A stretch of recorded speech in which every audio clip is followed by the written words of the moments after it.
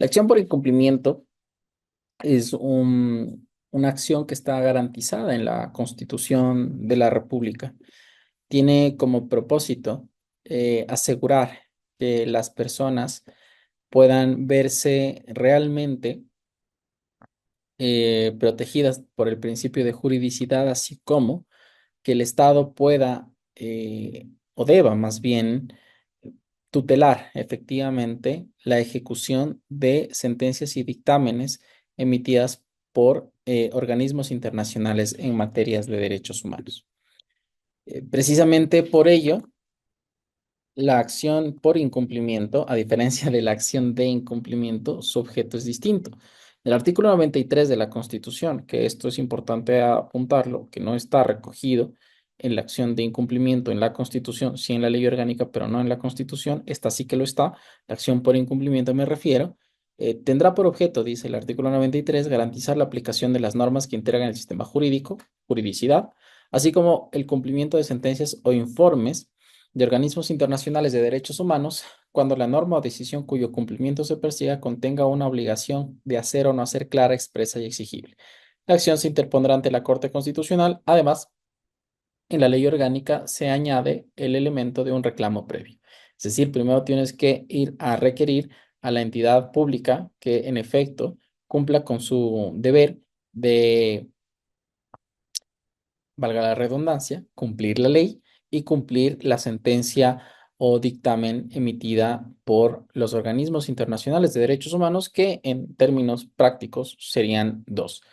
Aquellas sentencias emitidas a propósito de procesos del sistema interamericano, me refiero a la Corte Interamericana de Derechos Humanos, la Corte Internacional de Justicia, por ejemplo, y aquellos dictámenes provenientes de el Comité de Derechos Humanos, los comités de Naciones Unidas, como por ejemplo la CEDAW, como por ejemplo el Comité contra la Tortura, Tratos Crueles, Inhumanos y Degradantes, el Comité de los Derechos de Personas con Discapacidad, el Comité de Personas, de niñas, por ejemplo, de niñas y niños, el Comité de los Derechos para Personas adulto mayores, entre otras.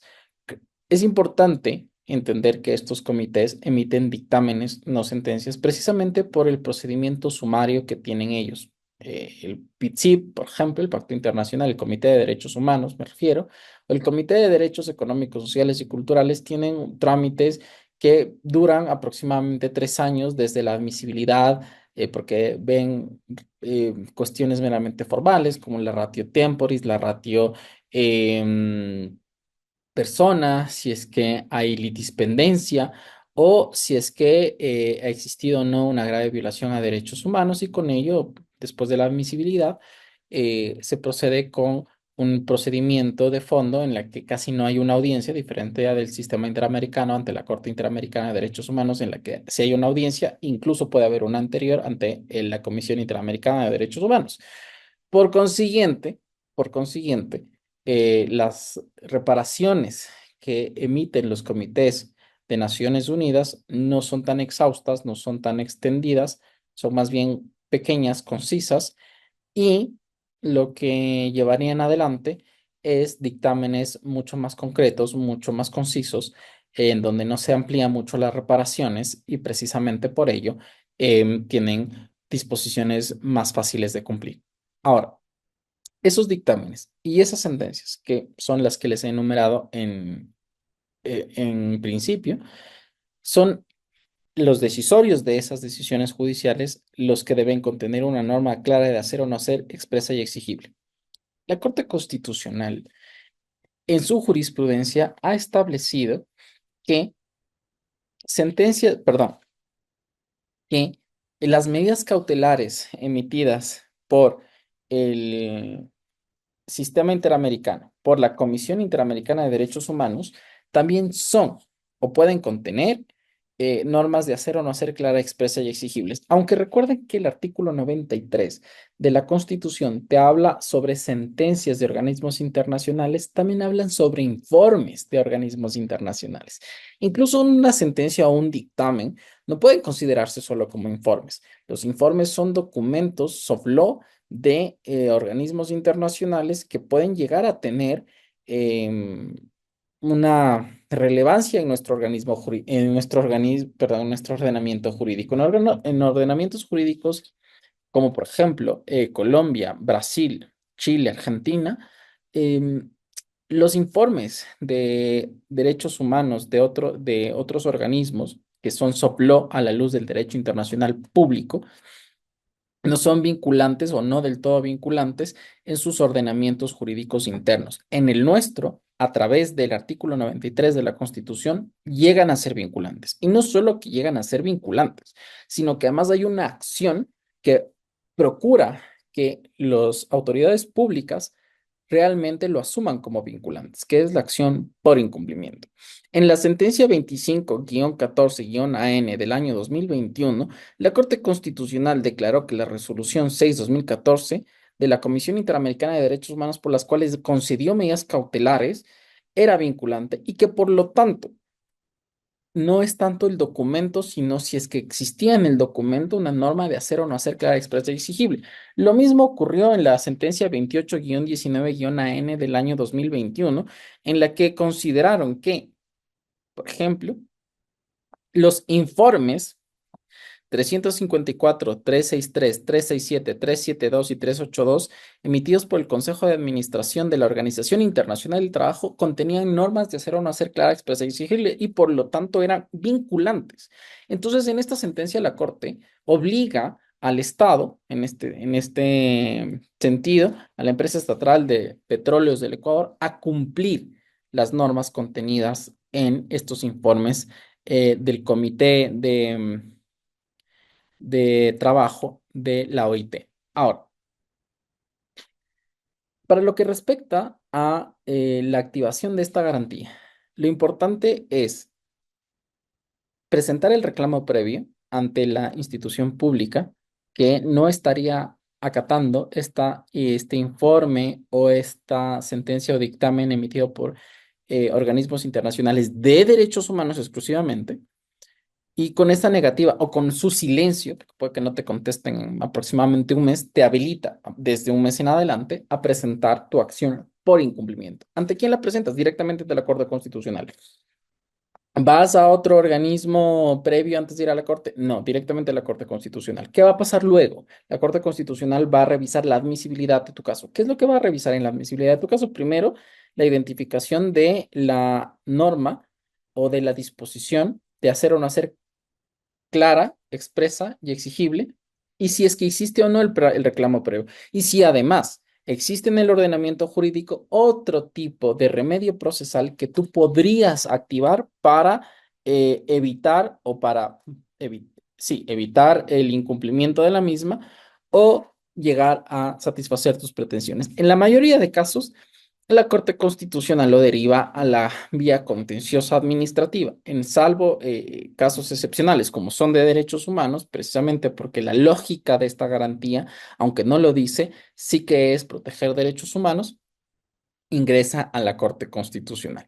Pero en tu demanda tienes que justificar eso. Tienes que justificar la inexistencia de otras vías adecuadas, efectivas y eficaces, rápidas e idóneas, eh, y además el reclamo previo identificando claramente la disposición contenida en un dictamen o sentencia del sistema de derechos humanos universal o interamericano, o identificando la disposición normativa, una regla que dice deónticamente hacer o no hacer, clara, expresa y exigible. Bien, ahora es importante adentrarnos en qué significa una norma de hacer o no hacer clara, expresa y exigible. Precisamente para eso yo recomiendo mucho la lectura de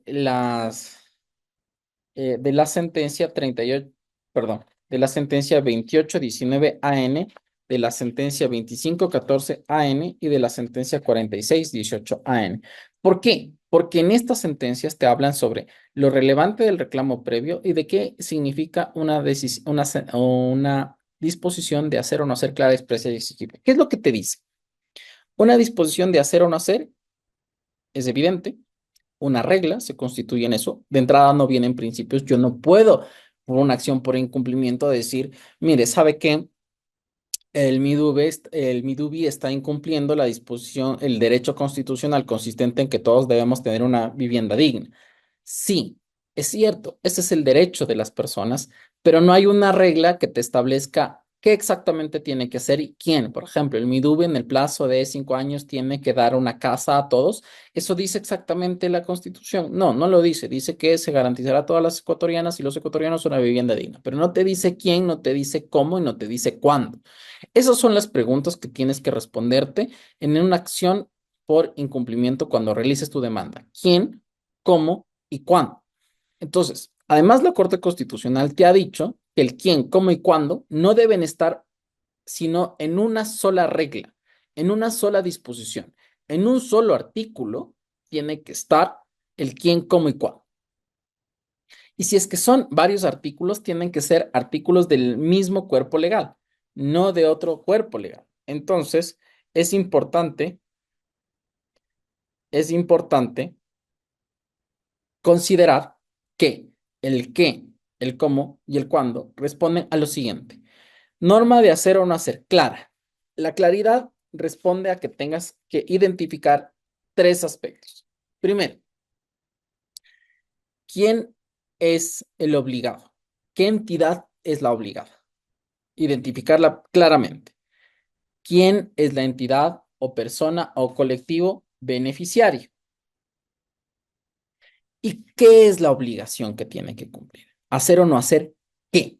Entonces, recuerdan la sentencia 5610 AN, parece que es del año 2021 de la Corte Constitucional, se decía que una extinta organización de asuntos indígenas tenía que pasar a otra que igual ya no existió y un determinado acervo de bienes.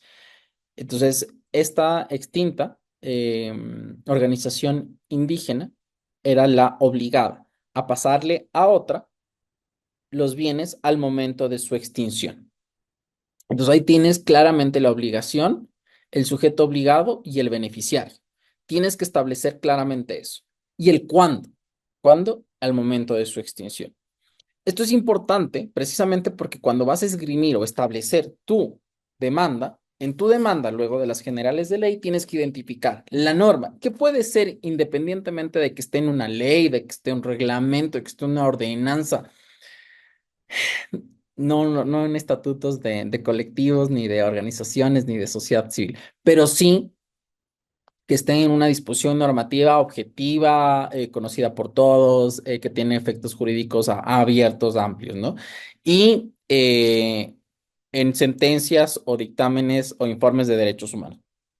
La estructura normativa es la misma, sea que esté formulada a manera de disposición en sentencia, o sea que esté formulada a manera de regla legal en un artículo. Sujeto obligado, obligación y beneficiario. Es la claridad. Es una norma de hacer o no hacer clara. ¿Qué es expresa? Expresa quiere decir que em, no dependa de otro cuerpo normativo, no sea condicionada, no sea como una obligación condicionada de te entregaré ciertos bienes solo si tú logras graduarte de doctor en jurisprudencia. No, en realidad te dice que debe ser de forma expresa en el sentido en que la mera configuración del artículo llegue a dar claridad de cuándo va a cumplirse esa obligación. Por ejemplo, llegando al ejemplo anterior, tal entidad va a pasar los bienes hasta otra entidad en el plazo de 180 días, en el plazo de 6 meses, en el plazo de un año, o cuando ésta se extinga en este momento. Entonces, la condición debe estar desprendida del mismo cuerpo normativo o del mismo artículo en mejor forma. No tiene que esperar, por ejemplo, te dice, los bienes de esta entidad pública pasarán a la otra siempre que el Ejecutivo lo reglamente. Entonces ya no se expresa, porque depende de un acto que ya no depende del mismo, sino de la voluntad de otro, y si es que se dará o no se dará. Entonces, la calidad de expreso de una norma, de una regla, se da en ese sentido. El sentido de que se basta a sí misma la regla, la disposición, para entender que es clara y expresa, es decir, que la condición ya habría sido cumplida. Y exigible, es decir, que está en mora, que ya debió haber ocurrido y que no ocurrió, que el plazo ya debió haber fenecido, digamos, ya fue fenecido, ya estuvo fenecido, ya está fenecido y que ya debió haberse cumplido esa obligación y no se cumplió. Y por lo tanto, muchos, digamos, colegas constitucionalistas asimilan esta acción a si fuese un título o valor. Entonces te dicen, como ya está cumplido, de plazo vencido, y no se ha cumplido, entonces es exigible. Precisamente porque yo reclamé previamente, no me hicieron caso, entonces con más razón voy. Hay algunas sentencias en este sentido, por ejemplo, la sentencia relativa a los fondos de las universidades privadas, las cofinanciadas. Entonces, esto estoy verificando el número. Es la 717 IN del año 2022 y acumulado, que es la forma en que la Corte Constitucional verificó la regla según la cual el Estado debía depositarles a las universidades privadas, a ciertas universidades, no todas, un porcentaje del presupuesto general del Estado, y estas universidades no habían recibido ese depósito y por lo tanto la norma decía cada año van a recibir este porcentaje determinado las universidades cofinanciadas. Van 5 universidades que son cofinanciadas y le dicen al Estado, usted no nos dio y por lo tanto denos. El Estado le dijo, lo siento, no tengo plata. Fueron a la Corte Constitucional y le dijo, estamos en indefensión, no nos quieren dar, dicen que no tienen dinero, la norma es clara, que nos tienen que dar un porcentaje, no nos están dando. Y ahí la Corte intervino y le dijo, sí, usted tiene que dar, búsquese, porque además la educación es un sector estratégico. em, Así que usted tiene que cumplir con esa obligación. Y esa es una forma en la que la Corte ha hecho cumplir una obligación constitucional y también legal, porque además estas obligaciones recuerden que no solamente están previstas en la Constitución, las reglas constitucionales, por lo general las reglas están en legal, no importa el ordenamiento, no importa el cuerpo legal que tengan de la pirámide de Kelsen, ley orgánica, ordinaria, el reglamento, ordenanza, no importa en qué cuerpo normativo esté la norma, tiene que contener estos tres elementos más el reclamo previo y es susceptible de ser impugnada ante la Corte Constitucional.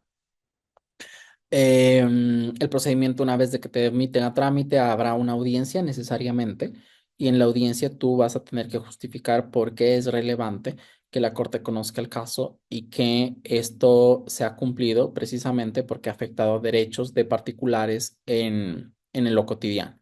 A pesar de que lo que se busca es la coherencia normativa, el cumplimiento de la seguridad jurídica en un caso y en otro caso de las sentencias o dictámenes o informes de derechos humanos, protección de los derechos en sí mismo, no es menor el argumento según el cual, en el primer caso de la coherencia normativa o la seguridad jurídica, siempre se requiera esto, precisamente que se verifique cómo el incumplimiento de esta regla clara, expresa y exigible ha afectado los derechos de las personas o los colectivos en el cotidiano.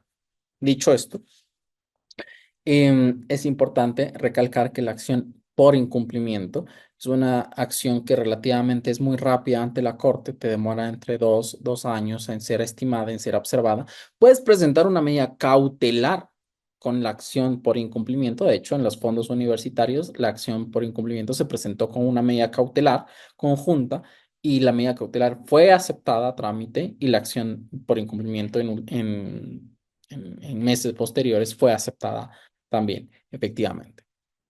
Entonces, finalmente, la acción por incumplimiento tiene ese fin, digamos, proteger el ordenamiento jurídico y proteger el cumplimiento de sentencias internacionales, informes o dictámenes en derechos humanos.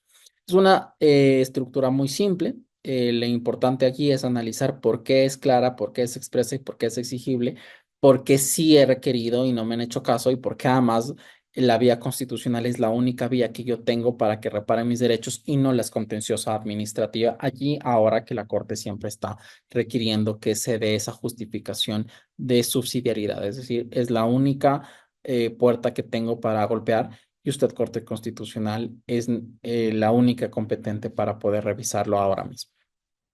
Creo que con esto hemos terminado de revisar la acción por incumplimiento, las generalidades, así como las sentencias que he puesto a su disposición. Muchísimas gracias por su atención.